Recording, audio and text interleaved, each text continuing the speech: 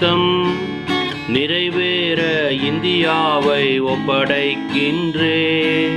தேவ சத்தம் இந்தியாவில் பலமாக துணிக்கணுமே.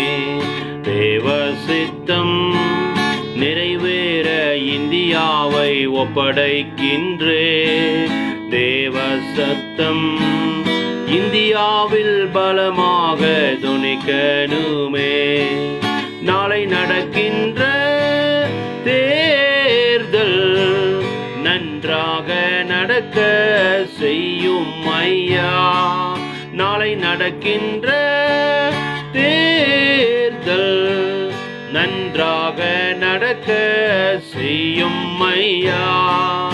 மக்கள் யாவரும் தம்